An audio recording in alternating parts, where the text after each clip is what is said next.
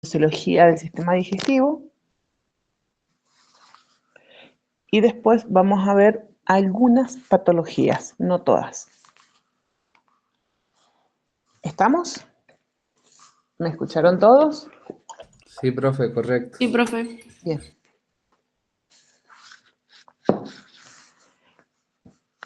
Ustedes me van a ir ayudando en armar todo esto, lo vamos a hacer en equipo, así salga mucho más rápido.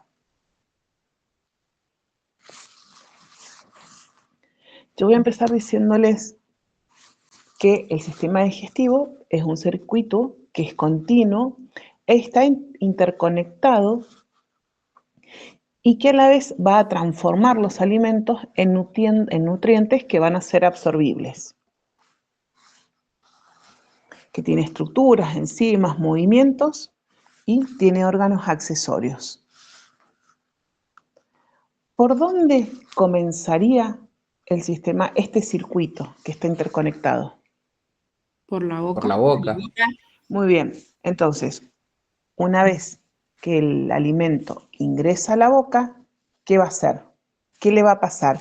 ¿Qué estructuras van a participar? La saliva empieza ahí. Bien, pero antes, Lengua. muy bien, los Piezas dentales. dientes, Dientes. perfecto, los dientes que van a hacer esta digestión mecánica, trituración y desgarro. Entonces después la saliva que va a ir por las glándulas salivales va a humedecer, va a ablandar la comida, esa amilasa salivar va a empezar a hacer la digestión química en este caso de los carbohidratos, y una vez que se siga masticando por esta digestión mecánica, se va a formar ¿qué? El bolo alimenticio. El bolo. Perfecto. Entonces ahí aparece la lengua. La lengua desplaza. ¿Hacia dónde va a desplazar o va a empujar el bolo alimenticio la lengua? Al esófago. Al esófago. Muy bien, A lo que en el esófago. Ese va a ser la conducción. Pero antes del esófago, ¿por dónde debe pasar? Faringe. ¿La qué?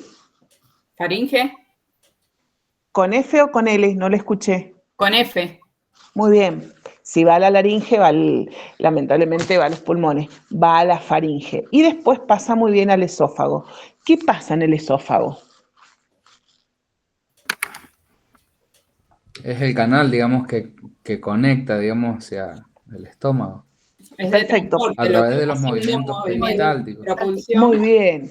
Va a ser esos movimientos peristálticos ondulados que mediante la peristalsis va a impulsar el bolo, como dijo Ezequiel, por esa conducción, ¿hacia dónde? El estómago. Muy bien. En el estómago se va a producir la descomposición inicial. Entonces, ¿qué va a pasar? En el estómago, ¿sigue habiendo movimientos peristálticos? No. Sí. Sí, sigue, Sí. siempre. Sigue. Muy bien, donde va a ir mezclando y triturando. Estos movimientos mecánicos van a seguir mezclando ese bolo alimenticio con los jugos gástricos. Acuérdense que estos jugos que contienen ácido clorhídrico, que va a descomponer el alimento y va a matar algunas bacterias. Y también van a empezar a actuar otras enzimas. En la boca dijimos las salivales, pero acá en el estómago es la pepsina, que va a comenzar con la digestión de las proteínas. Entonces, ¿qué va a pasar? Este bolo alimenticio se va a transformar en una, digamos, en algo más que va a cambiar de características, digamos, una papilla, ¿sí? Va a cambiar sus características ácidas y semilíquidas y se va a convertir en ¿qué? Quimo. Muy bien. ¿Y el quimo hacia dónde va a pasar? ¿Dónde va a producirse la digestión y la absorción? Y En se el junta, intestino. profe, digamos, con los jugos biliares en el duodeno. Perfecto. ¿Pero en qué parte del duodeno? El intestino. Muy bien. La primera parte del intestino delgado al duodeno, perdón. Gracias, Adela. Formulé mal yo la pregunta. Buenísimo. Ahí me di cuenta que estaba mal formulada. Entonces, el intestino delgado, en su primera porción, que es el duodeno, acá se va a volver mucho más complejo porque van a haber órganos accesorios. Entonces, ¿qué va a hacer el páncreas? Va a liberar jugos pancreáticos. ¿Estos qué enzimas contienen? Amilasa, Muy bien, la amilasa pancreática que va a continuar con la digestión de los carbohidratos y también va a contener, ¿qué otra cosa? La que va a digerir las grasas. Bilis. La bilis. La la tripsina, la lipasa pancreática es la que va a digerir las grasas, y la tripsina y quimiotripsina, ¿con qué digestión van a continuar?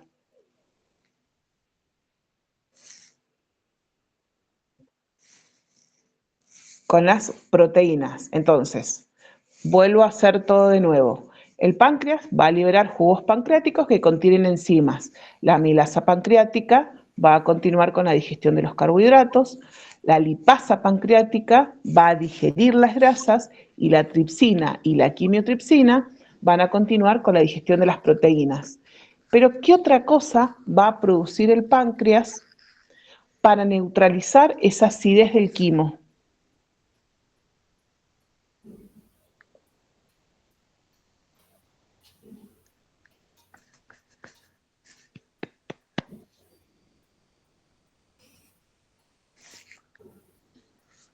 Es un polvo blanco que nosotros a veces mezclamos con limón para disminuir la acidez. ¿El bicarbonato? El bicarbonato. Excelente, Adela. Ahora sí, ese va a ser el primero de los órganos accesorios. El otro, ¿qué otro órgano? El páncreas, y el que está al frente, ¿cuál es? El grandote. Hígado. ¿Y quién más? Que está más La abajito. vesícula biliar. Perfecto, entonces el hígado y la vesícula biliar, entonces el hígado produce bilis y la vesícula biliar va a almacenar y se va a liberar en el duodeno. Entonces, ¿qué va a hacer esta bilis? Va a emulsionar esas grasas, es decir, que la va a descomponer en pequeñas gotas para que la lipasa pancreática pueda actuar sobre ellas. Entonces, cuando el quimo ya es transformado en una mezcla de nutrientes, va a continuar este viaje por la segunda y la tercera parte del intestino delgado, yeyuno e ilion. Entonces, en estas secreciones, la digestión química va a finalizar y se va a producir la absorción de los nutrientes. Entonces, acá aparece el torrente sanguíneo y el sistema linfático, que va a recoger esos nutrientes en forma de ¿qué? De glucosa, aminoácidos, ácidos grasos, entre otros. Y los nutrientes van a ir directamente al hígado para poder ser procesados, almacenados o distribuidos a las células del cuerpo. Entonces, una vez que ya se produjo, ¿qué otra parte del sistema no hemos hablado?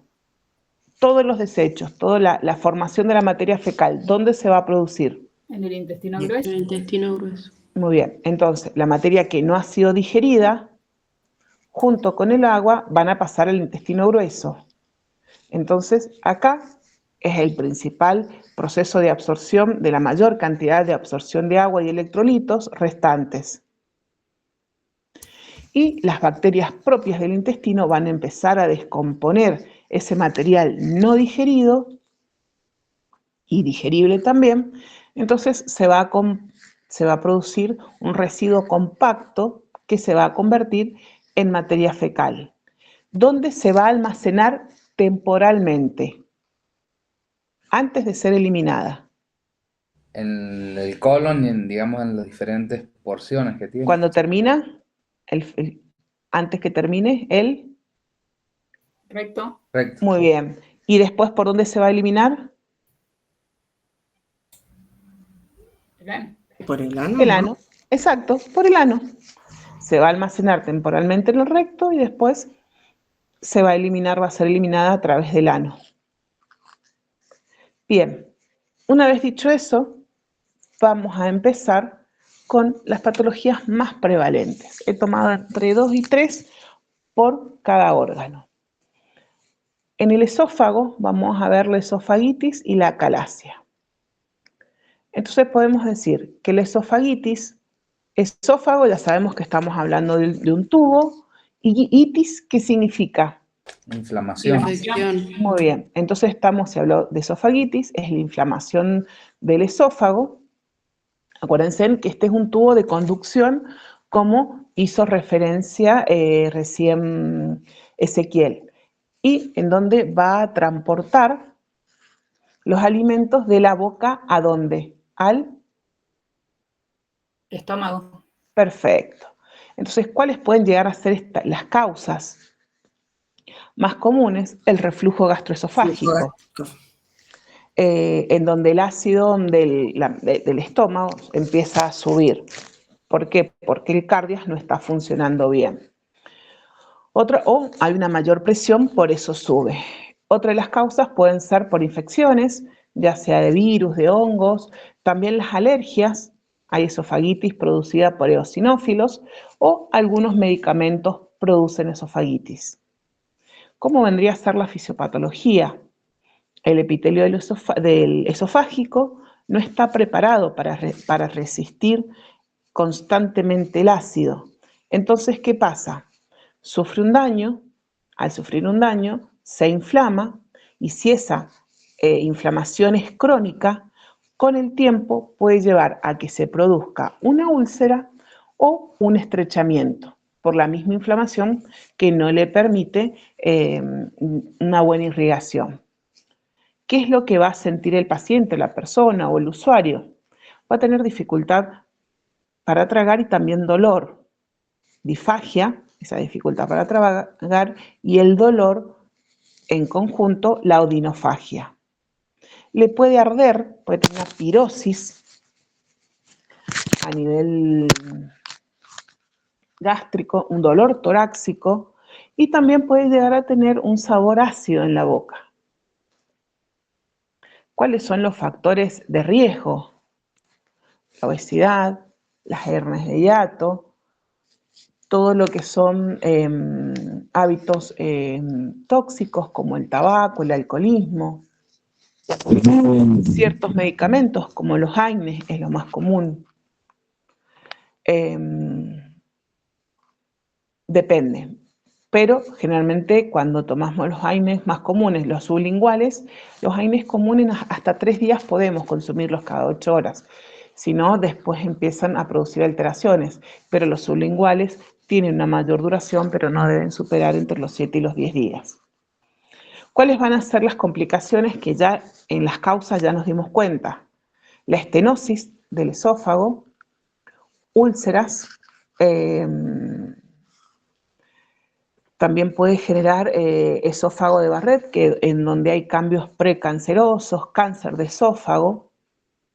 ¿Y a dónde van a ir dirigidas nuestras intervenciones de enfermería? Principalmente van a ir dirigidas a la educación. Medidas higiénico-dietéticas y de hidratación. Es decir, que se le va a recomendar a este paciente evitar santinas, mate, café, té, todos los alimentos irritantes, con grasa, picantes, fritos.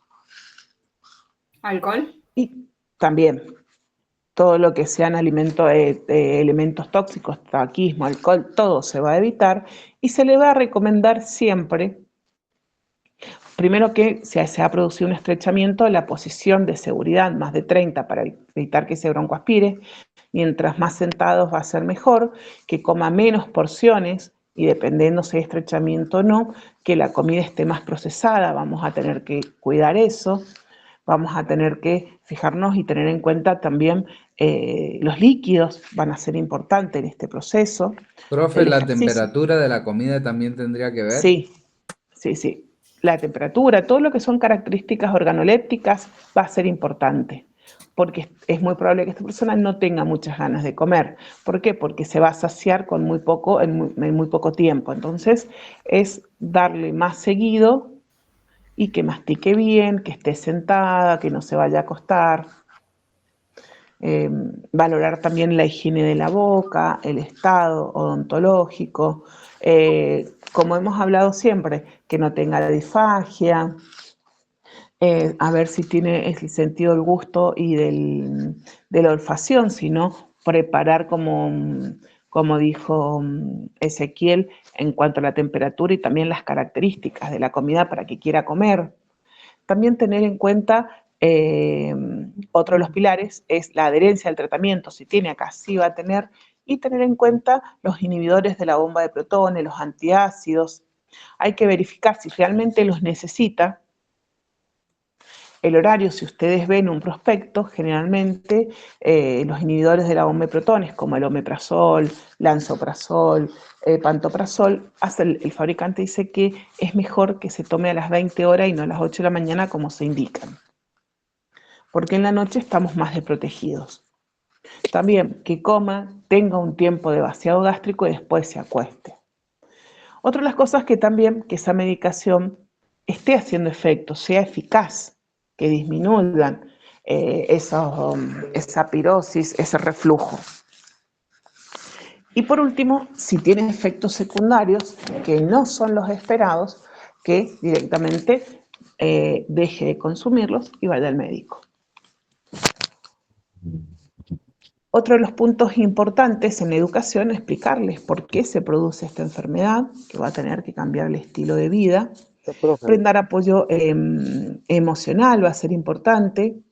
También hablar sobre los signos de alarmas, aquellos signos que si no son corregidos en el tiempo pueden poner en peligro su vida, y los controles periódicos. ¿Por qué? Porque si no se controlan con al no querer comer, al disminuir los consumos, puede llevar a una malnutrición y eso va desencadenando, si no toma líquidos, a una deshidratación. Y sí, alguien está hablando. Profesora, disculpe, y una fonodióloga también. Si tiene disfagia, sí.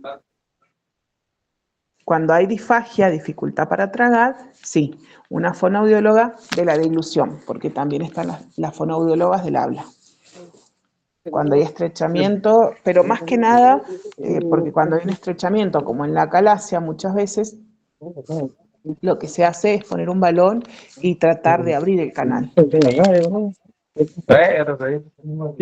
Néstor, ¿tiene el micrófono abierto? Bien. Esa es la primera. La otra patología que vamos a ver del esófago va a ser la calasia, en donde va a haber un trastorno motor del esófago caracterizado por la capacidad del esfínter esofágico inferior de relajarse. Y va a haber una ausencia de peristalsis en el cuerpo del esófago.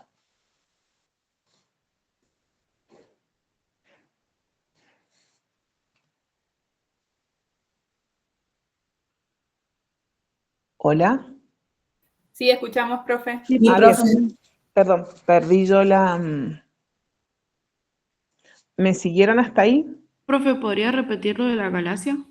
Bien, es un trastorno motor del esófago que se caracteriza por la incapacidad del esfínter esofágico inferior de relajarse, y hay ausencia de peristalsis, del peristaltismo en el cuerpo del esófago.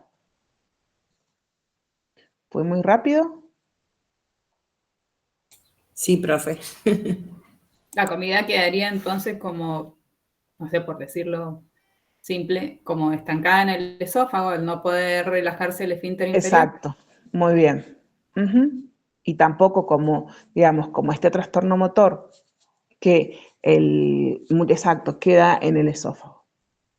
Entonces, muchas veces, como recién le dije a Susana, hay que colocar, una de las intervenciones es colaborar, porque tiene que haber un balón que haga como un stent, pero que aumente ese estrechamiento que se ha formado. Generalmente las causas pueden ser autoinmunes, muchas veces una destrucción de las neuronas que controlan este esfínter esofágico inferior. ¿Qué pasa en sí con la fisiopatología? Cuando hay una falta de relajación de este esfínter esofágico inferior. Esto va a impedir que el alimento entre al estómago, lo que va a provocar que el esófago se dilate progresivamente y la comida se vaya acumulando. Entonces, ¿qué va a sentir el paciente? Va a tener disfagia tanto para líquidos y sólidos. Entonces ahí, lo que preguntó Susana, sí, necesitamos una fonoaudióloga para que estimule y maneje todo lo que es la dilución. Puede también haber una regurgitación de alimentos no digeridos. El paciente puede empezar a perder peso, se puede empezar a malnutrir, puede haber dolor torácico. Las complicaciones pueden ser que el paciente se aspire y tenga una neumonía, la desnutrición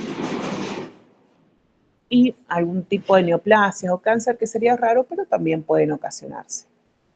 ¿A dónde van a ir las intervenciones exclusivas de enfermería? Primero, posición de seguridad para comer, más de 30 grados siempre, pequeñas porciones más distribuidas en el tiempo, teniendo en cuenta temperatura y características organolépticas.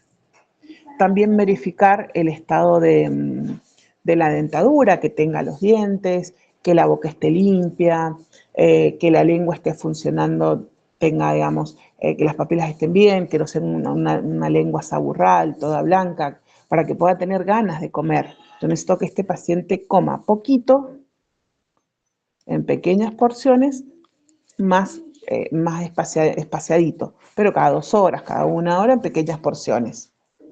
Entonces, comer despacio y masticar muy bien. Tomar líquidos, obviamente, si está indicado, administrar relajantes musculares para que esto ayude. También, entre otras cosas, tener en cuenta si el paciente tiene dolor, esa distensión, porque puede haber náuseas, evitar las broncoaspiraciones con la posición, como dijimos, y también preparar al paciente en caso que vaya a un procedimiento quirúrgico, como puede ser una dilatación con un balón. Entonces, como ahí tenemos una intervención quirúrgica, lo que nosotros tenemos que asegurarnos como enfermeros es que el paciente sepa la intervención, entonces sepa lo que se le va a pasar, lo que se espera, cómo va a ser, si lo van a entubar, si va a tener anestesia. Entonces yo también estoy hablando del consentimiento informado. Que sepa como que si hay algo que se complique, en qué otro servicio va a estar, que podría ser una terapia, si va a estar entubado, con catéteres multipropósitos, si es un obeso, que seguramente va a venir anestesia para hacer el cálculo, va a venir infectología, que voy a tener que hacer yo un electro y después que lo informe el médico para un riesgo quirúrgico. Todo eso va en el pre. Si es necesario y lo solicitan, un baño prequirúrgico con clorexidina acuosa. Y en el post, tener en cuenta los signos vitales, las hemorragias, todos signos de hipoperfusión que pueden llegar a hacer que el paciente no haya sido estabilizado. El estado de conciencia, todas estas cosas son fundamentales.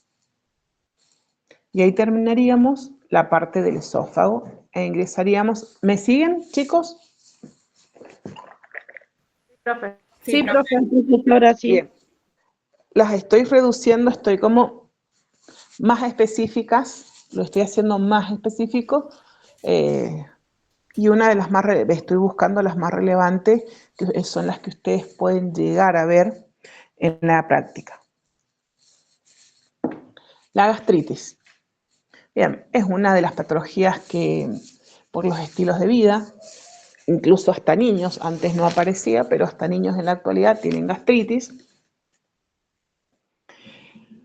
Entonces, gastro habla de estómago, itis de inflamación. Entonces estamos hablando de una inflamación de la mucosa gástrica, de todo el revestimiento del estómago.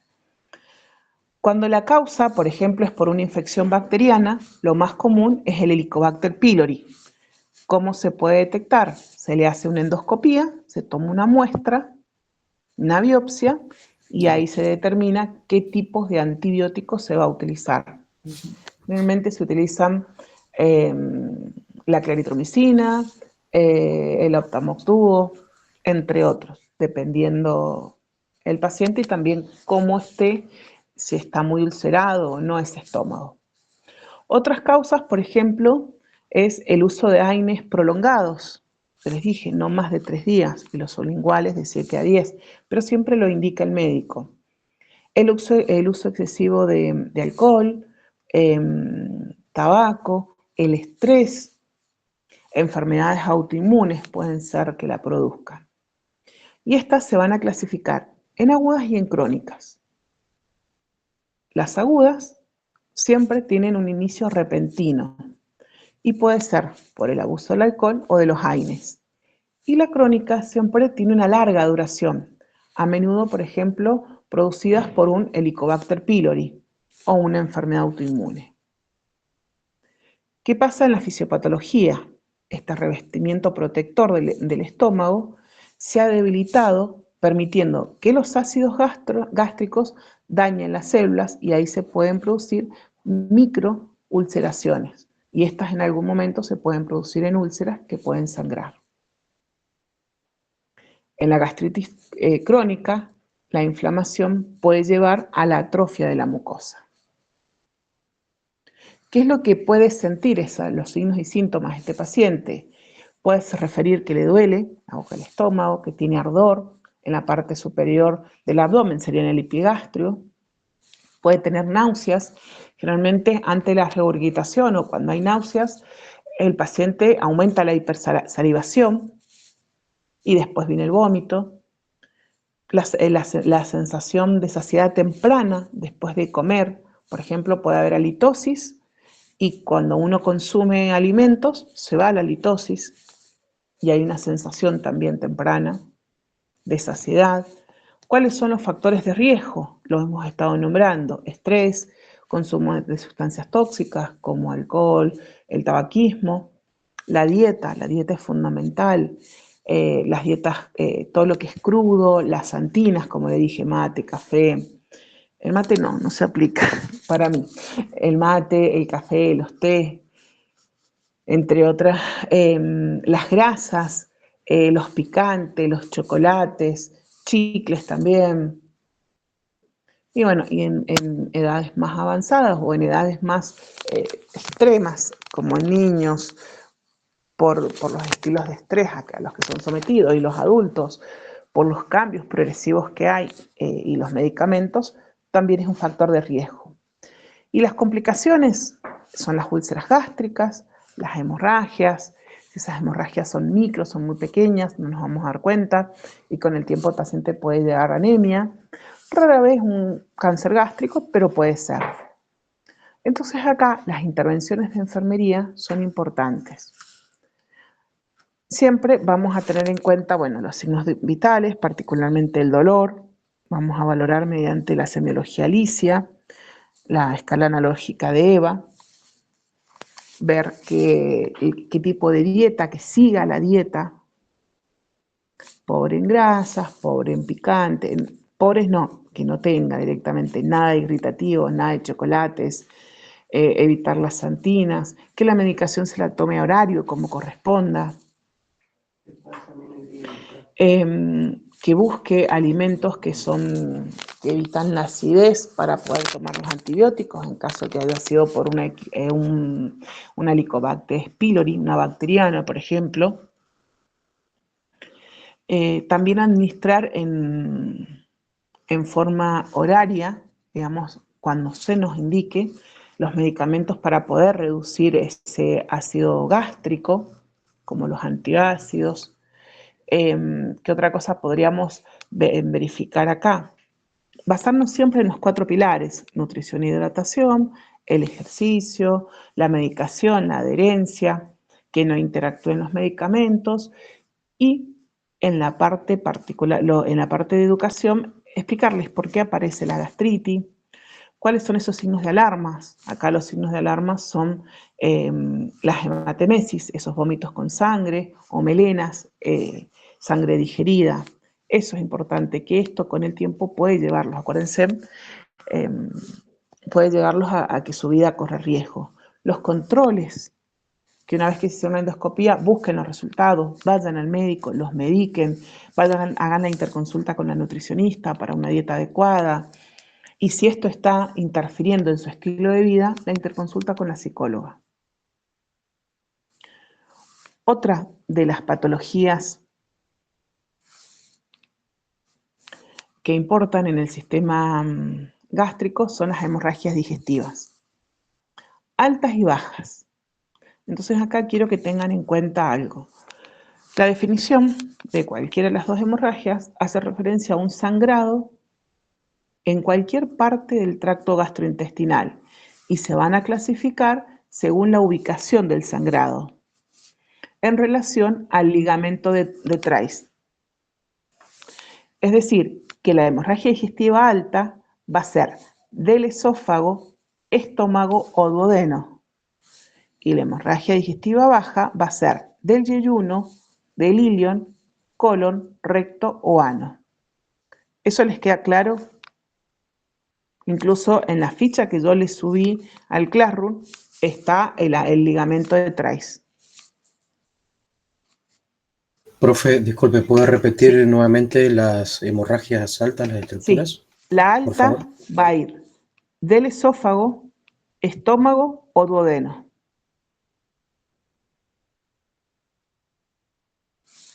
Y la baja del yeyuno, el ilion, colon, recto o ano.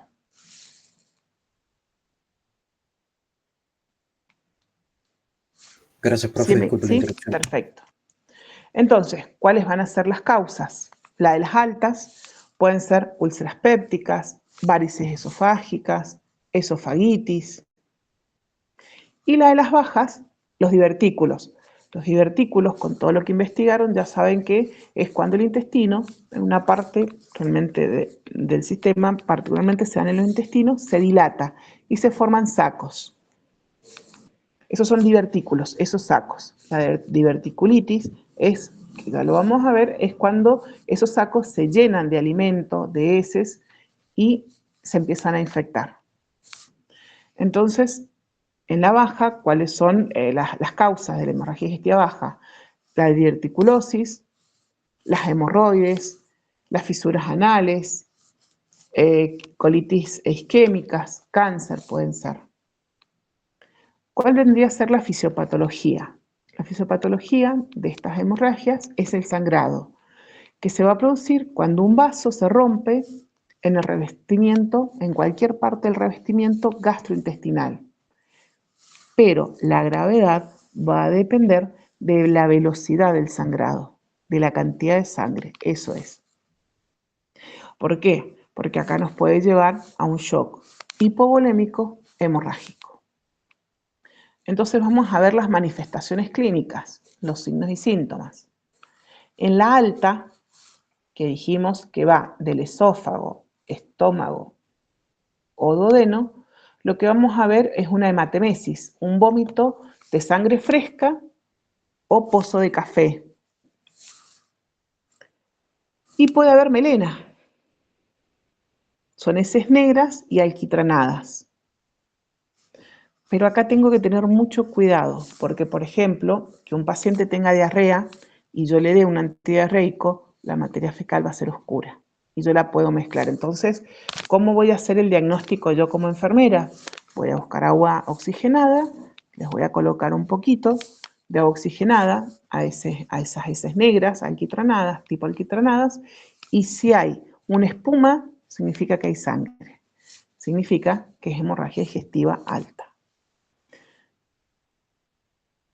Pero si hay una hemorragia digestiva baja, es decir que va a haber una rectorragia, va a haber sangre brillante en las heces o hematoquesia, una sangre oculta mezclada con heces. Yo tengo que tener mucho cuidado que esto no sea sangre exclusivamente, que esta rectorragia no sea por hemorroides. Entonces tengo que ver si las hemorroides, yo voy a ver si son externas, internas no las voy a poder ver, tampoco voy a hacer un tacto, pero externas sí se pueden ver. Las dos los signos y síntomas de ambas, como les dije, son signos de hipoperfusión.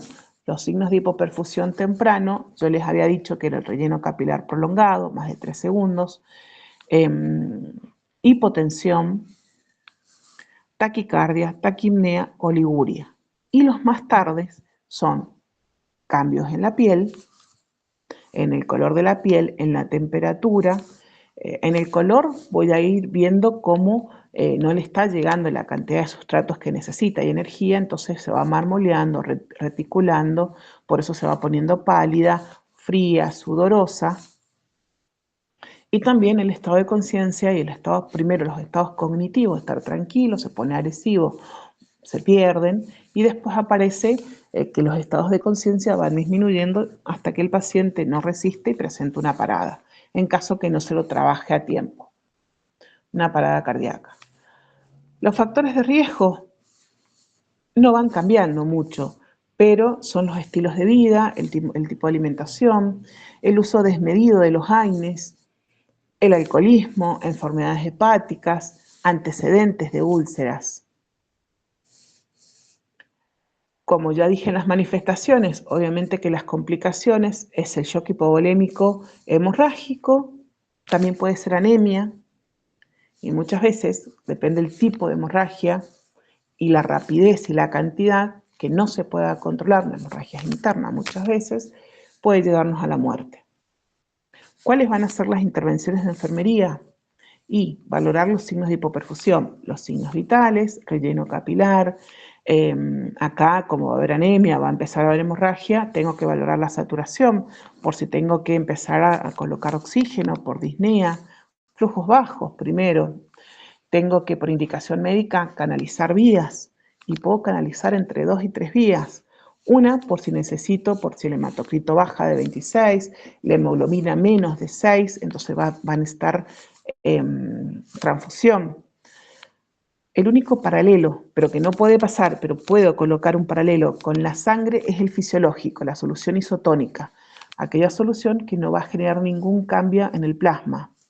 Si pongo destroza, va a aglutinar, entonces no se va a poner algo pegajoso y no va a bajar. Se va a poner bien viscoso y no va a bajar y no va a cumplir la función de la transfusión. Esa es una vía que va sola. Pero yo puedo poner un fisiológico al 0,9% por si está, el catéter es muy chiquito o la sangre es muy viscosa para que me ayude a pasarlo. No es lo ideal, pero se puede hacer. Si no, se va a diluir mucho. Así que tengo que tener cuidado. Tengo que manejar el factor goteo. La otra vía va a ser para pasar fluidos, es decir, que tiene que estar sola.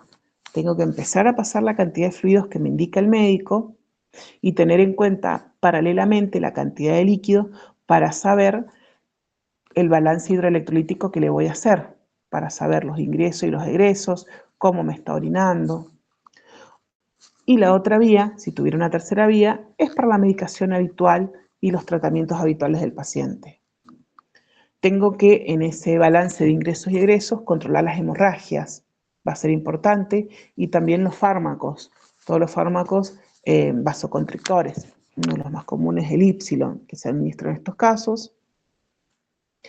También tengo que colaborar y preparar al paciente para endoscopías o colonoscopía, y más si se hacen en el servicio donde yo estoy. Voy a tener en cuenta de que tiene que estar conectado, aunque sea un multiparámetro portátil que tenga en clínica médica. Tengo que tener las vías permeables, el sistema de aspiración en condiciones, y tengo que tener soluciones fisiológicas para poder aportarle, porque seguramente el endoscopista me va a pedir. Tengo que tener los sistemas de enchufe en condiciones, el tacho rojo, el tacho negro cerca, en cuanto para los residuos, para ir vaciando. Si me llega a pedir alguna silocaína para colocar en el endoscopio, o algún gel inductor, si ellos no han traído, todo esto yo tengo que estar preparado. ¿Qué serían las acciones de enfermería? Y cuando pasa todo el proceso, volver al plan de educación. Medidas higiénico-dietéticas y hidratación, ejercicio, medicación y educación de la patología y todo que lo ayude a no volver a lo que le pasó al evento. Y ahí terminamos el estómago. Vamos al intestino. En el intestino vamos a ver la diverticulitis. Como había hecho referencia antes, es la inflamación o infección de los divertículos. Estas son pequeñas bolsas que se van a formar en la pared del colon. Las causas generalmente pueden ser que las heces o algún material no ha sido digerido y se aloja en esos divertículos y provocan inflamación e infección. ¿Cuál es la fisiopatología? Hay un aumento de esa presión intraluminar en el colon por dietas bajas en fibras, bajas en líquidos, por estar mucho tiempo en cama, por el abuso de algunos opioides. Esto causa estreñimiento, lo que va a llevar a la formación de estos divertículos, en donde se pueden obstruir y las bacterias van a empezar a proliferarse y a producir inflamación y a la vez infecciones. ¿Qué va a sentir el paciente? Dolor abdominal, particularmente en el cuadrante inferior izquierdo. Va a tener fiebre, náuseas, estreñimientos. A veces va a haber diarrea. Muchas veces no va a haber ninguna de las dos y va a estar obstruido. ¿Cuáles son los factores de riesgo? La dieta baja en fibra, la obesidad, el tabaquismo, algunos estilos de vida, mucho sedentarismo. ¿Cuáles son las complicaciones? La perforación del colon, que se rompa algún divertículo, los abscesos, las fístulas que se armen, que se fistulicen, las obstrucciones intestinales y las peritonitis. ¿Cómo valoro yo si un paciente tiene peritonitis? Cuando yo valoro cualquier paciente que se esté alimentando enteralmente, es decir, que yo le estoy pasando alimento por una sonda, ya sea orogástrica, nasogástrica, yeyunal o un botón gástrico, yo tengo que tener en cuenta la posición de la cama para evitar que se broncoaspire, la fijación de la sonda, que no se me desplace. Recuerden que va de la punta de la nariz al lóbulo de la oreja, a la apófisis sifoides. Por mi experiencia, van entre 65 y 70 centímetros aproximadamente. Es lo que se introduce. Entonces, si se, por ejemplo, está fijada y se desplaza, el paciente se puede broncoaspirar, porque puede quedar en alguna parte del esófago, en el cardias o directamente en la faringe o en la boca. Y si no lo tengo a más de 30 grados, se puede broncoaspirar, aspirar. Otra de las cosas que tengo que tener en cuenta también es la ubicación. Contatar primero con residuo gástrico o con lo que haga en el estómago. El residuo gástrico, las características que tiene son citrinas, amarillas, naranjas, pueden ser biliosas, verdes, puede ser sangre, que no es normal, pueden ser pus, que tampoco es normal, pueden ser porráceas, es una mezcla de residuos que tiene sangre vieja. Esos son los colores que podemos entender. Y si tiene kilo de quimo, de kilotórax, ¿se acuerdan? Si es blanco, se ha fistulizado. Hay una fístula entre el esófago y el estómago. Entonces no tendría por qué salir material blanco lechoso en el estómago. Eso lo tengo que informar. Si hay sangre, también. Sí, ¿quién habló? Que no. Yo. ¿Cómo sabe que es sangre vieja, profe? Porque es ese material que es medio como color ladrillo. Entonces tiene una mezcla de contenido gástrico y ese es el material porráceo que yo le digo. Eso es sangre vieja. Es como un color ladrillo. Bien, otra de las cosas que tengo que hacer para seguir con esto es valorar el abdomen. Entonces, voy a palpar el abdomen para saber si está distendido. La distensión la voy a, por observación. si está distendido o no. Lo que yo tengo que palpar es si está tenso, está blando, tiene dolor, es indoloro, es rígido. Los ruidos hidroaéreos, si los han escuchado, ustedes ponen el estetoscopio y van a sentir paso de agua. Cuando hay, por ejemplo, gastroenteritis, diarrea, van a sentir que ese paso de agua es muy rápido. Si no, lo van a sentir normal, y cuando, por ejemplo, el paciente está mucho en cama, es mucho en reposo, consume muchos analgésicos, los van a sentir muy disminuidos, y depende del tipo de cirugía, no pueden sentir por 1 o 2 días, y también vendría a ser normal. ¿Cuándo es anormal? Cuando ustedes valoran un abdomen y parece una tabla rígida, eso es una urgencia médica. Tienen que avisar inmediatamente, ese paciente ahí inmediatamente tiene que ir a cirugía. Otra de las cosas que también tendrían que tener en cuenta son el signo del rebote. Una vez que ustedes valoraron y ustedes sacan la mano del abdomen y el paciente refiere que le duele, eso es una peritonitis. Hay una perforación y todo el contenido se ha ido al peritoneo. Eso también es importante. Tienen que avisar porque ese paciente va a quirófano. Siempre.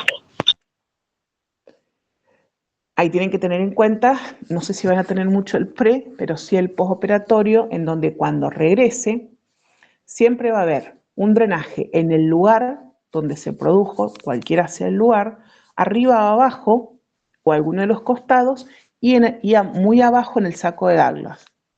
De Douglas siempre. Entonces ustedes lo que le tienen que preguntar al médico, dónde están ubicados para poder rotularlos. Les van a preguntar qué características van a tener los drenajes. Cero hemático, ese plasmita con sangre es normal, en cantidades. Ustedes tienen que siempre preguntar qué cantidades se pueden sacar, si se pueden vaciar, porque dependiendo de la patología, tenemos que mantener un equilibrio. Entonces no se pueden sacar tanta cantidad tampoco. Entonces los cero hemáticos son normales, que es suerito con un poquito de sangre, en pequeñas cantidades. Está bien. Cuando hay mucha sangre, generalmente cada drenaje no tiene más de 200 mililitros. Ya cuando ya tengo 100 en la primera hora, yo ya tengo que empezar a informar. Otra de las cosas que puede ser bilioso, puede ser citrino, como les dije, purulento.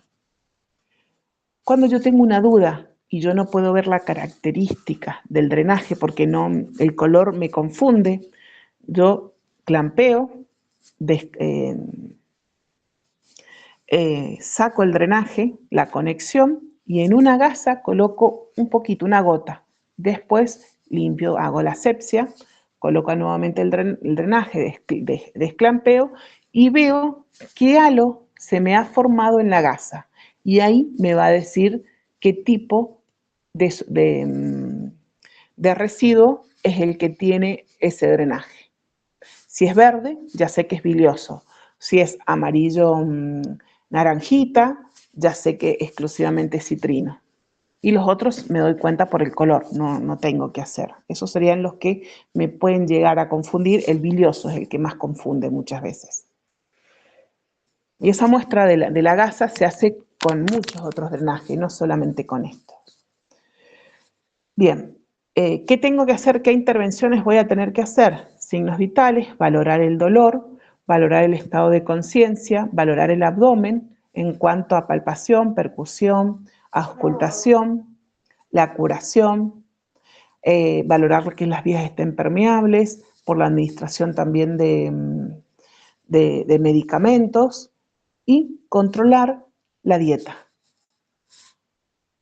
Y siempre estos tipos de pacientes va a ir una dieta progresiva. Muchas veces, y más en la fase aguda, tal vez empiezan con líquidos y se va progresando una dieta baja en residuos, con más fibra, pero depende. Eso va a depender de cada médico. Las dietas siempre van a ser progresivas, igual que los líquidos. Yo tengo que tener en cuenta que tenga una buena, que pueda tragar bien, que no tenga disfagia. ¿Qué otra cosa? Una vez que termine este proceso, vuelvo a educar en los 4 pilares al paciente, igual que hago en el resto. Otra de las patologías que vamos a ver es diarrea, estreñimiento y constipación. Diarrea. Cuando un paciente tiene más de 3 deposiciones al día y estas han cambiado su consistencia de sólida, semilíquida o líquida, yo digo que es diarrea. Estreñimiento, cuando el paciente le cuesta, tiene una dificultad para evacuar y disminuyen las frecuencias y las materias fecales son muy duras. Y constipación, cuando ha pasado 10 días sin defecar. ¿Esa diferencia la tienen? ¿Les queda claro, chicos? Sí, profe. Sí, profe. Perfecto. Entonces, si hablamos en cuanto a definición, dijimos diarrea, aumento en la frecuencia y o disminución de la consistencia de las deposiciones. El estreñimiento es la disminución en la frecuencia y o dificultad para evacuar. Constipación, hice la relación entre constipación y estreñimiento, más de 10 días sin defecar. ¿Cuáles van a ser las causas de las diarreas? Por ejemplo, pueden ser bacterianas, tanto bacterianas como virales, van a ser infecciosas. También puede haber intolerancia a los lácteos. Puede ser producida por medicamentos, puede ser producida por la enfermedad de Crohn, puede ser también producida por un intestino irritable. Y acá hay que tener mucho cuidado, que muchas veces cuando uno pasa el antibiótico rápido, dice el paciente tiene diarrea. ¿Por qué? Una de las causas que causa es que la materia fecal, cuando uno pasa rápido el antibiótico, que la materia fecal es líquida generalmente. Otra de las características que tiene las consecuencias de pasar un antibiótico rápido es el ras cutáneo o las quemaduras, las ampollas que se hacen. Eso no es diarrea. Cuidado. Y también cuando se administra la medicación por vía enteral rápido, también causa materia fecal semiacuosa líquida. Pero eso no es diarrea. Cuidado con esas definiciones. ¿Cuál vendría a ser, en cuanto al estreñimiento, la causa? Obviamente que es una dieta baja en fibras y líquidos, siempre los líquidos, la falta de ejercicio, el sedentarismo, medicamentos como opiáceos o derivados, esos causan una disminución en los ruidos hidroaéreos, los movimientos peristálticos, alguna enfermedad neurológica, las obstrucciones, eso también causan estreñimiento. Entonces, si vamos a la fisiopatología, puedo decir que en la diarrea va a haber un aumento de la motilidad intestinal y una mala absorción de agua y electrolitos, por eso la materia fecal va a ser líquida, y los ruidos hidroaéreos van a estar aumentados, y en el estreñimiento digo que hay una disminución de esa motilidad, lo que que si ésta se llega a prolongar en el tiempo, y se va a prolongar en el tiempo, va a haber un tránsito, digamos, el tránsito va a ser mucho más lento y va a aumentar la absorción de agua. Esa materia fecal, entonces vamos a tener que hacer los aportes necesarios nosotros con líquidos. ¿Cuáles van a ser las manifestaciones clínicas? La diarrea van a ser más de 3 evacuaciones acuosas al día, dolor abdominal. Esto me puede llevar a deshidratación. Si la deshidratación no se corrige, me puede llevar a una hipovolemia. Si no se corrige, a un shock. También pueden tener calambres, acuérdense que son pérdidas extrarrenales, por la pérdida de electrolitos. En cuanto al estreñimiento, el paciente va a tener dolor al defecar, las heces van a ser duras, secas, puede llegar a tener mucha distensión abdominal o un dolor abdominal, y va a hacer mucho esfuerzo al defecar. Los factores de riesgo, por ejemplo, en la diarrea, es cuando una persona viaja mucho o compra comidas, por ejemplo, hechas, entonces no tiene en cuenta el consumo de alimentos o no tiene en cuenta cómo han sido elaboradas esas comidas. Hablamos cuando se contaminan o toman agua contaminadas. Y en el estreñimiento, el sedentarismo, dietas bajas en fibras, entre otros. ¿Cuáles son las complicaciones de la diarrea?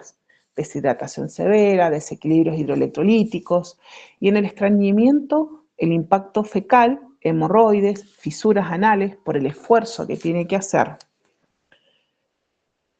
¿Cuáles van a ser las intervenciones específicas de enfermería? En la diarrea particularmente es fomentar la hidratación, que el paciente no se nos vaya a deshidratar, y va a empezar con dietas blandas. Evitar lácteos, evitar fritos, evitar alimentos crudos, todo lo que provoque, lo que siga, digamos, perpetuando la diarrea. Administrar antidiarreicos si es indicación médica. Y también acá puede ser tomar una muestra de coprocultivo. Hay que tener cuidado porque muchas veces el médico indica hacer un enema y el paciente defeca un montón, 2, 3 días, y creen que la diarrea ha sido provocada por un clostridio y toman muestra. Entonces uno tiene que avisar, no, se le hizo un enema. Y depende del catártico que se administró también, eso hay que tener en cuenta. Y en cuanto al estreñimiento, volvemos a la educación sobre la ingesta de fibras y líquidos, recomendar ejercicios. Si es necesario, el médico va a indicar alguna lactulosa. Lo que hace la lactulosa, usted lo tiene que ya haber visto en fármaco, es a ese bolo o a la materia fecal, lo que hace es hidratarla. Y la vaselina la empapa para afuera, digamos, la genera como una película para que se deslice adecuadamente. No todos los anticatárticos son para todas las personas por las alteraciones hidroelectrolíticas que producen. Eso tienen que tener cuidado, lo indica generalmente el cirujano, ¿sí? Y de acuerdo también a la clínica del paciente, de acuerdo a la analítica, entre otros. Y si no, podemos hacer nosotros las enemas, se hacen en decúbito lateral izquierdo. Es importante tener una sonda,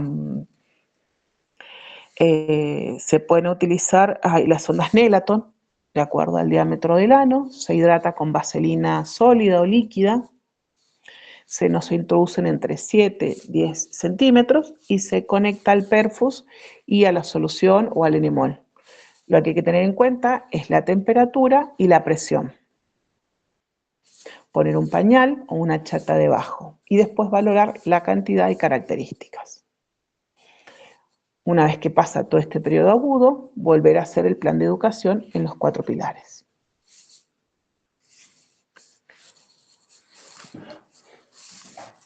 Otra de las patologías más comunes es una de las patologías que generalmente nos tenemos los enfermeros por los estilos de vida. Ese es el síndrome de intestino irritable, particularmente las mujeres. Este trastorno es funcional y es crónico del intestino grueso, que se va a caracterizar por un dolor abdominal y cambios en los hábitos intestinales, y no hay una causa estructural realmente. La causa es multifactorial, puede ser, no sé, que haya una hipersensibilidad intestinal, una motilidad normal, factores psicológicos, alteraciones en la microbiota, no se sabe bien. En la fisiopatología, como venimos la secuencia, no hay inflamación o hay daño evidente. Se cree que hay una alteración en el eje entre el cerebro y el intestino, que esto va a provocar una respuesta exagerada del intestino a estímulos anormales.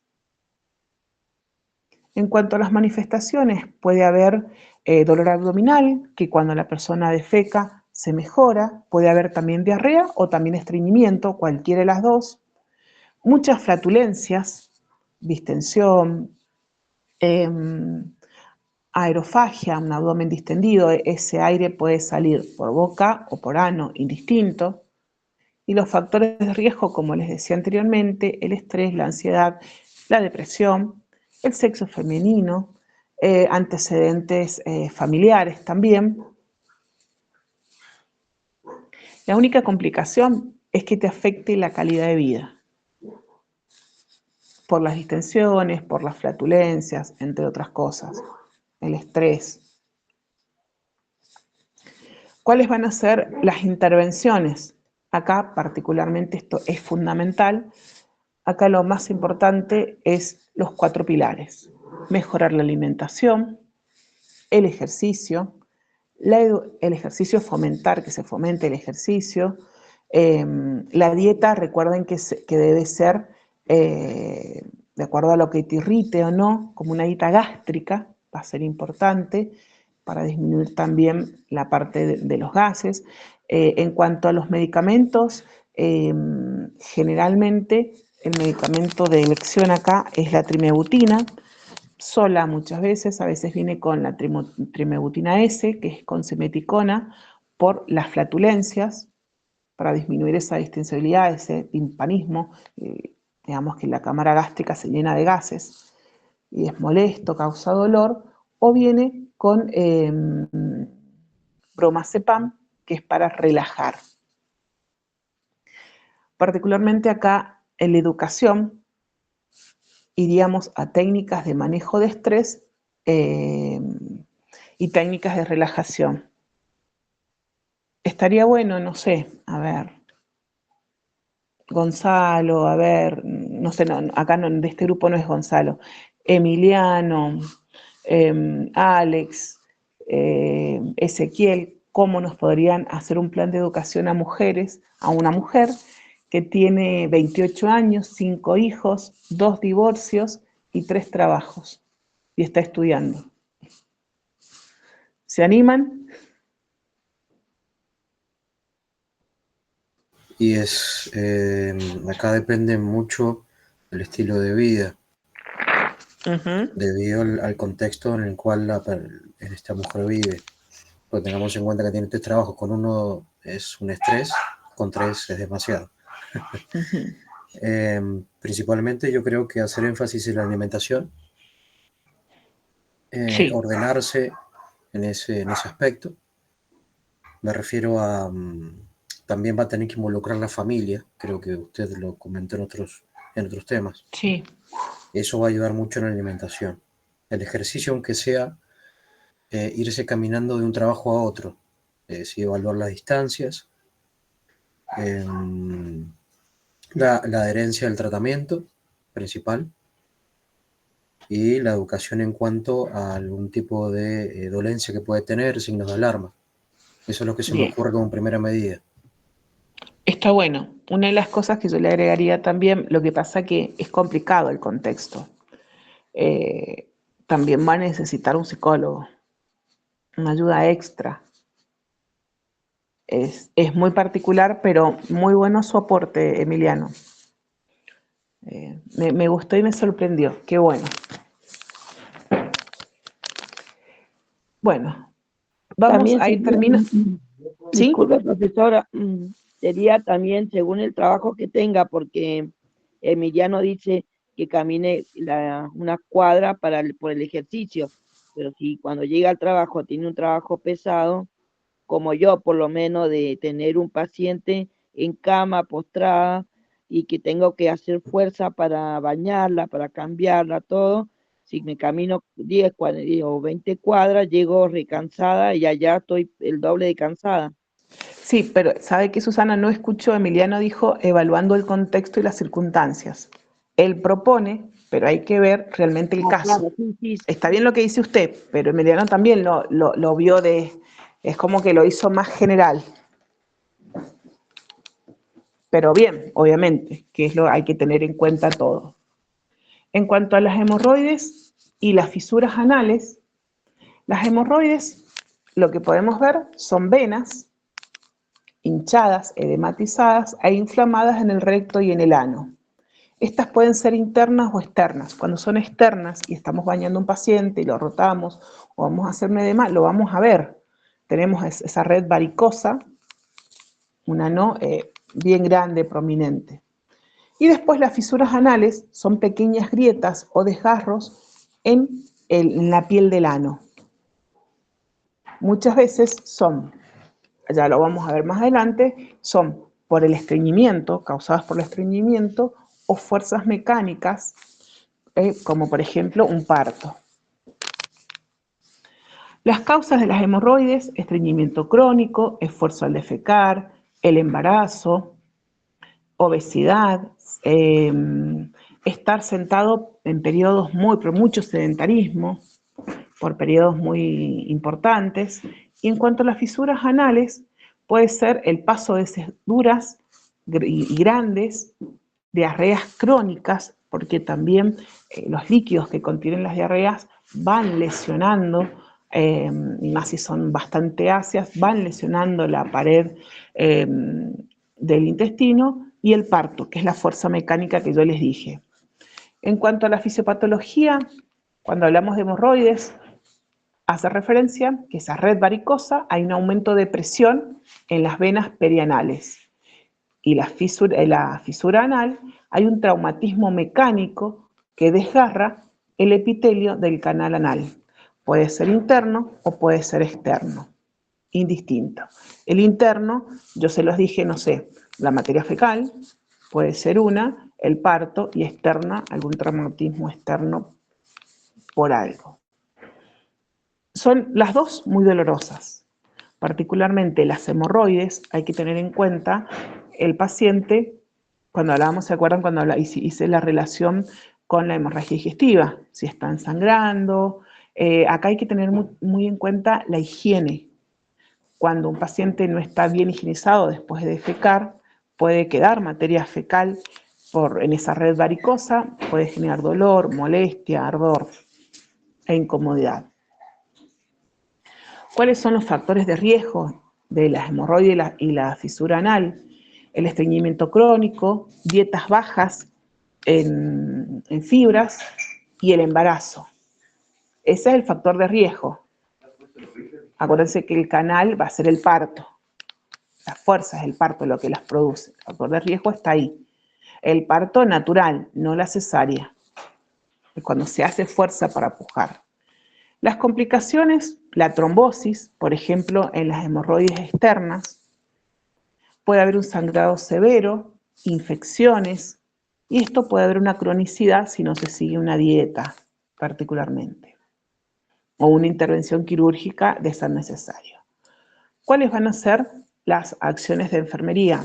Los signos vitales, y vamos a puntualizar el dolor, la semiología de Alicia, vamos a valorar EVA de acuerdo al dolor, del 1 al 10, se me dice 4, y ver si yo tengo que administrar bastantes medicamentos, más de 4 en bolo, en una hora voy a tener que avisar al médico porque le va a tener que poner un paralelo o cambiarle o el que tiene, el medicamento que tiene, o hacer una sinergia. Le doy uno, le doy otro y voy intercambiando. Otra de las cosas que va a tener que tener en cuenta, pueden usar cremas, supositorios, para aliviar ese picazón, ese ardor. ¿Qué otra cosa? Una buena higiene, no estar tanto en decúbito supino, el estar rotado, si es necesario levantarse. Y después, la educación. Va a ser fundamental la educación para después, para que después se eviten esas fisuras anales y el control de las hemorroides. Son dos procedimientos, no sé si han tenido pacientes hasta ahora, pero son muy dolorosos. Mucha gente no quiere operarse las hemorroides porque es insoportable el dolor. Nosotros hemos tenido varios en terapia porque se complicó y realmente la gente dice, ¿por qué me operé? Después el estilo de vida cambia, pero ese periodo postoperatorio inmediato es bastante heavy. Elegí 2 patologías más. Vamos a ir a la pancreatitis aguda y crónica, y después a la cirrosis y terminamos. La pancreatitis aguda y crónica. La aguda habla de una inflamación súbita del páncreas y la crónica es una inflamación persistente y progresiva del páncreas que va a llevar a un daño permanente. ¿Cuáles son las causas? En la aguda, cálculos biliares, puede ser consumo excesivo de alcohol, es una de las principales. También puede ser causada por medicamentos, traumatismos o triglicéridos elevados. Y las crónicas, alcoholismo crónico, es la principal. En la aguda, la tripsina y la lipasa, que son las enzimas digestivas, se activan dentro del páncreas en lugar de activarse en el intestino delgado, en el duodeno, como habíamos dicho. Entonces empieza la autodigestión del órgano. Y en la crónica, esa inflamación recurrente y autodigestión lleva a una fibrosis del páncreas, entonces empieza a perder las funciones, entonces empieza a perder esas funciones y pierde la función digestiva y la propiamente endocrina. Recuerden que el páncreas, su función es endocrina. En las manifestaciones clínicas vamos a ver ese dolor en forma, ellos van a hacer una referencia, un dolor que va a comenzar en el abdomen y se va a irradiar hacia la espalda. Es como el cinturón, es un dolor como en cinturón, se le dice. Náuseas, vómitos, fiebre, taquicardia. Y la crónica tiene dolor abdominal crónico, la esteatorrea, que son grasas en las heces grasosas. Puede haber pérdida de peso, diabetes. Por suerte, la evolución antes, cuando yo empecé a trabajar hace 23 años, era mala la evolución de estos pacientes. Hoy en día no, gracias a Dios salen rápido y salen y después tienen buena calidad de vida. Depende la adherencia al tratamiento que ellos tengan. Los factores de riesgo, como dijimos en las causas, van a ser el alcoholismo, tabaquismo, cálculos biliares, aumento de los triglicéridos. ¿Cuáles van a ser las complicaciones en la fase aguda? Por ejemplo, quistes, infecciones, necrosis pancreáticas. En la crónica puede haber desnutrición, diabetes, incluso hasta cáncer de páncreas. Lourdes, tiene el micrófono abierto. Macho de la cabeza, me ha lastimado toda la oreja por dentro, cortala. De verdad, como te estás zarpando el sábado, cuando tengo bolsa visitando, yo te puedo poner de música. Bien, ¿cuáles van a ser las intervenciones particularmente? A ver, empiezo a contar a todo el mundo lo que es eso. La de cabeza, ten cuidado, estúpido. A ver. Se te cae la lista. ¿Por qué? ¿Por qué me vomitaste? ¿Por qué me vomitaste? ¿Por qué me vomitaste? Les juro que no se lo puedo silenciar. Profe, ahí le estoy escribiendo para comunicarle. Muchísimas gracias. Las intervenciones de enfermería en la pancreatitis, fundamentalmente los signos vitales, el manejo del dolor va a ser fundamental. Ay, perdón que me ha dado risa.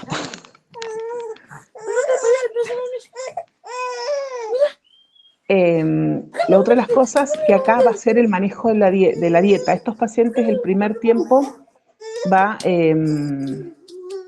Gracias, Lourdes. El micrófono, por favor. Bien. El manejo entonces de los signos vitales, el control del dolor, el mantener... al principio va a haber ayuna. De acuerdo a cómo vengan las amilasas, es cuando el médico va a indicarse administrar o no alimentos. Y si este paciente en 10 días no ha comido, no ha podido comer nada por boca o por alimentación enteral, por sonda, va a empezar a alimentarse por alimentación enteral, que esto puede ser vía periférica o vía central. Le van a colocar una vía central o una vía periférica. ¿Y cuál es la diferencia entre una y otra? La osmolaridad. Las vías periféricas no toleran más de 750 osmoles en cuanto a viscosidad y solución cáutica en sí. Es bastante irritativo. Y las venas centrales entre 850 a 900. Esa es la diferencia entre uno y otro, en donde vamos a tener que controlar la flebosis, la fijación para evitar las flebitis mecánicas. Es acá el cambio, cuando se hacen los cambios de alimentos, esto no dura más de una semana, esta alimentación. Se hace con campos estériles completamente, se cambia y se utilizan filtros. Otra de las cosas es la administración de líquidos endovenosos para evitar que se deshidrate esos primeros tiempos, hasta que pase esa fase aguda. Como dije, bueno, o como es el páncreas, el control de glucemias va a ser fundamental, depende de esa reposición de líquidos o no, el peso diario, también es importante el control de ingresos y egresos. La prioridad va a ser la alimentación y el dolor. Y después que pase todo este periodo, volvemos nuevamente a el proceso de educación, que todo esto lo llevó por malos hábitos. Entonces, la alimentación, el ejercicio, la adherencia al tratamiento, saber sobre su enfermedad, sobre sus signos de alarma, los controles periódicos. Particularmente acá es la abstinencia al alcohol, entonces van a ver los grupos de autoayuda y las dietas bajas en grasas. Y por último, la última patología que vamos a ver es la cirrosis hepática. La cirrosis hepática hace referencia a una enfermedad crónica y progresiva del hígado que se va a caracterizar por esta fibrosis irreversible y la pérdida de la función hepática. Recuerden que los hepatocitos se regeneran, pero en este caso no. Hay que también tener en cuenta que el hígado graso tiene 3 estadios. Hay que tener en cuenta esto también, que no importa si una persona es obesa o es delgada, si tiene diabetes o no. Las causas alcohólicas, como dije, el consumo excesivo y prolongado del alcohol, las metabólicas, la esteatosis, me quedé pensando recién, la esteatosis es el hígado graso y tiene estadio 1, 2, 3. Bueno, las metabólicas, el hígado graso no alcohólico, la esteatosis, por ejemplo, en los distintos estadios, a menudo asociado a obesidad, pero no siempre. Hay personas que tienen cirrosis hepática siendo delgada, metabólica, a la diabetes, a un síndrome metabólico. Y muchas personas tienen síndrome metabólica y no son obesas.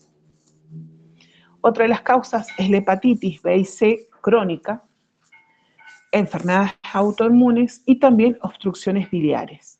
¿Qué pasa acá en la fisiopatología? Esta inflamación crónica y el daño celular repetido van a estimular a las células hepáticas a producir colágeno. Esto lo que va a producir lo lleva a que se produzca una fibrosis y la formación de nódulos. Es decir, que en esta arquitectura, digamos, en este hígado, lo que se va a ir destruyendo es la función hepática porque no va a entrar a esos nódulos, esa formación de nódulos y esa fibrosis no va a estar irrigado. Por eso se produce la fibrosis en sí. ¿Cuáles son las manifestaciones clínicas? Fatiga, la ictericia. La ictericia se va a dar en la esclerótica, en la mucosa, en la piel.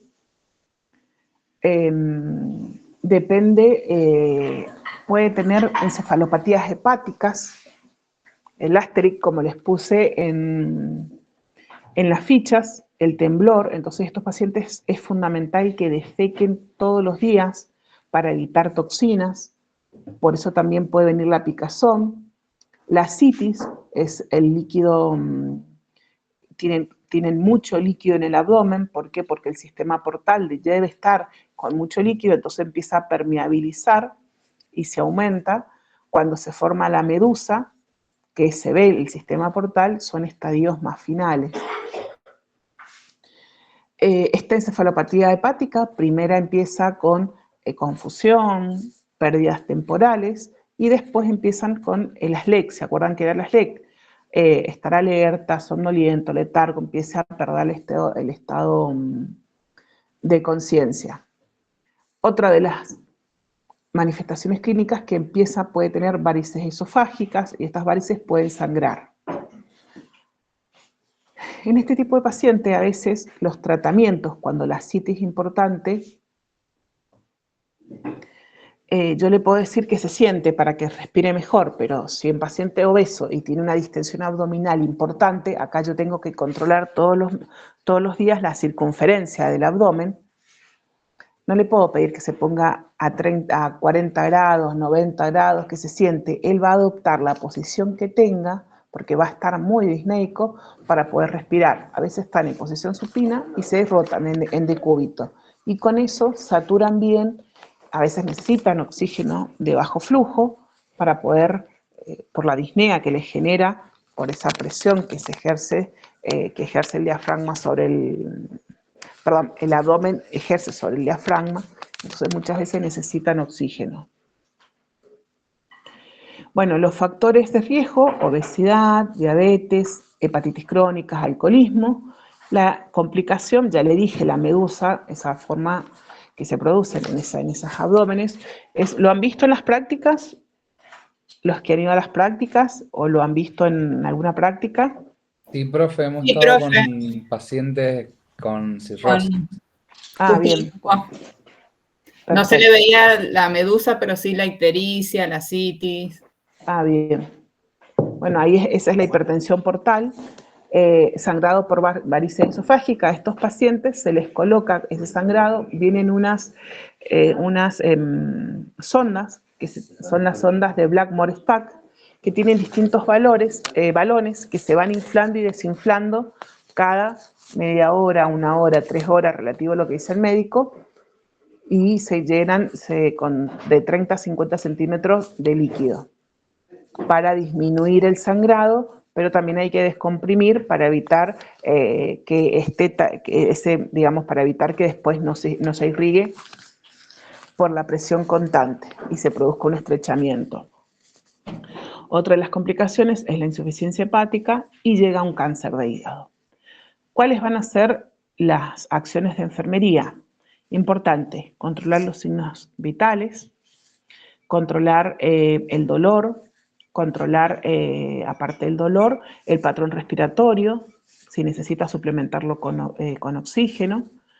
Vamos a valorar la piel, también la circunferencia, hacer un balance de ingresos y egresos, controlar el peso, valorar cualquier signo de hemorragia digestiva o de hemorragia que haya, valorar el estado neurológico, asegurarnos en ese ingreso y egreso que vamos a hacer, que defeque todos los días, si no avisar, para que se les dé catártico, valorar la dieta, pobre en grasas, pobre en sodio, fomentar absolutamente la abstinencia de alcohol.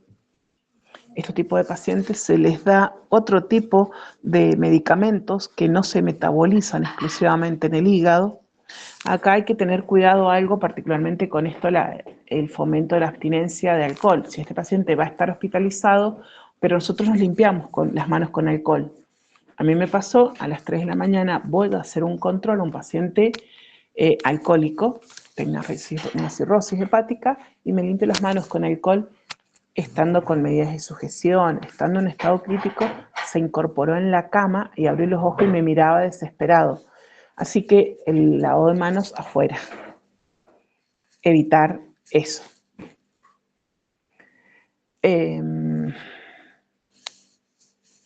Bien, ¿qué más? El registro, seguir la evolución. Acá también detectar esta función en la evaluación neurológica, detectar el Asterix, la encefalopatía.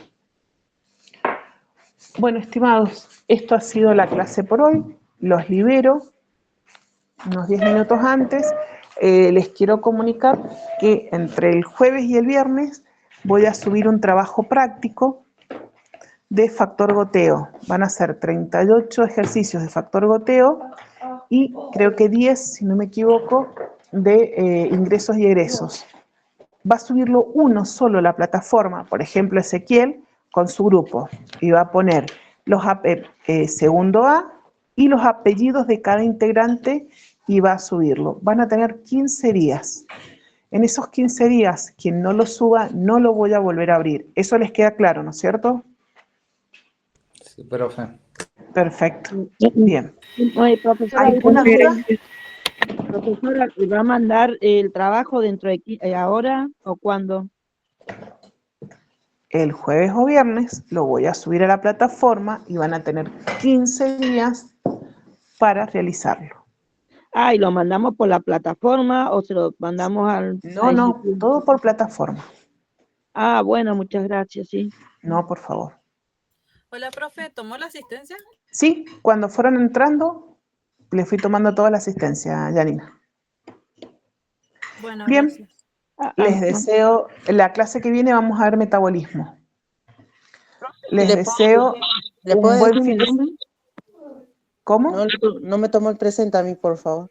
A todos, cuando ustedes fueron entrando, ya les voy tomando, ahí les tomo el presente. Yo entré tarde, por eso le pregunto. Cuando ustedes van entrando, yo les tomo el presente. No se haga bien. ningún problema que el presente lo tengo. Me queda todo registrado. Gracias, profe. Profe, disculpe. No, nada. Sí, ese. ¿Tiene un minutito para hablar de una situación de una compañera? ¿Sí? Bien. No sé si a través de acá del Meet o... Me llama. Bien, perfecto. Listo, me llama, no hay ningún problema. Bueno, éxitos a todos. Recuerden lo que les dije, la plataforma no se va a abrir, va a estar esos 15 días, los grupos ya van a ser, no pueden ser más de 6 personas y una persona del grupo lo va a subir. Profe, yo tengo una pregunta. Sí. Bueno, mi grupo desaprobamos el parcial y el recuperatorio. Y Sí. en la fichita donde usted manda sale segundo recuperatorio, o tal vez yo estoy confundida, no sé. ¿Va a haber un segundo recuperatorio o no? No. Ah, listo, era eso. Lo que sí o sí, Caterín, tiene que aprobar sí o sí el próximo parcial y tiene que tener todos los trabajos prácticos aprobados. Más la asistencia, lo puedo pensar y darle la regularidad. Ay, profe. Bueno, gracias. Profe, Bien. ¿hay una fecha aproximada del segundo parcial? No les sabría decir, Marcela, pero una cosa, yo voy a tomar hasta donde llegue. Ustedes tienen toda la plataforma armada para cuando vayan a un final. Hasta donde yo llegue, este es hasta donde tomo. ¿Saben? Eso sí. Ok. Bueno, que la pasen bonito, buen finde y un excelente, no me olvidé decirle, Días del Estudiante. Al otro grupo me olvidé, que la pasen bonito para el Día del Estudiante. Muchas gracias, profesora. Gracias, profe. Lamentablemente a la fecha que estamos van a tener que estudiar mucho, perdón, pero pues ya que estamos cerrando, así que no desaprovechen tiempo ahora. Estudien. Profe, Así tienen buenas vacaciones. Sí. disculpe, le quería decir que la estaba escuchando con el tema de la asistencia. A mí acá me sale MB. Por las dudas, yo soy Martín Abogado. No, usted ya me lo dijo la otra vez, yo ya la tengo registrada. Ah, ok, gracias. No se da ningún problema. Bueno, éxitos. Y Profe. ahí